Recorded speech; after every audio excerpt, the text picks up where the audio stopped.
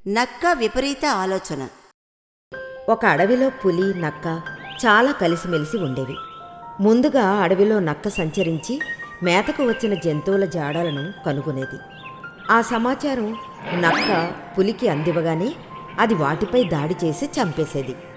అలా చంపగా వచ్చిన ఆహారాన్ని ఓ పెద్ద చెట్టు క్రిందనున్న తమ స్థావరానికి తెచ్చుకుని రెండూ సమంగా పంచుకుని తినేవి. ఇలా రోజులు గడుస్తుండగా ఓసారి నక్కకు దుష్టబుద్ధి పుట్టింది. నేను కొండలు గుట్టలు తిరిగి చాలా కష్టపడి జంతువుల సంచారం పసిగట్టి చెప్తే ఆ బద్దకప పులి అవలీలగా వాటిని చంపి సగం వాటా కొట్టేస్తోంది. కానీ వాస్తవంగా దక్కాల్సింది నాకు 2 భాగాలు, దానికి 1 భాగం.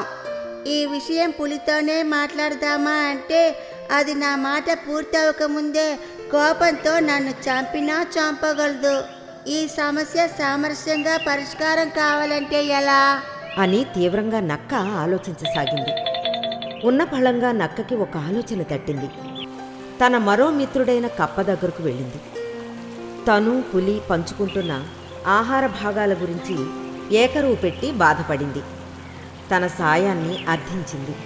దీనివల్ల ఎలాంటి అనర్థం జరుగుతుందోనని భయంగా ఉన్నా మిత్రుడు అడగడంతో కప్ప ఇష్టంగానే సరే అని ఒప్పుకుంది. కప్పకు ప్లాన్ మొత్తం వివరించింది నక్క. ఎప్పటిలాగే ఆ రోజు కూడా పులి, నక్కలు ఆహారాన్ని చెట్టు క్రిందనున్న స్థావరానికి తెచ్చుకుని వాటాలు పంచుకోవడం మొదలుపెట్టాయి. ఇంతలో ఏవేవో కారణాలు చెప్పి తనకు 2 భాగాలు రావాలని పట్టుబట్టింది నక్క. దానికి ససేమిరా అంది పులి. రెండింటి మధ్య మాట పెరిగింది. మనలో మనకి తగవెందుకు? నాకు 2 భాగాలు రావడం న్యాయమో కాదో వృక్షదేవతను అడుగుదాం. వృక్షదేవత, మా తగాద నువ్వే తీర్చాలి. అందుకు నువ్వే తగిన దానివి.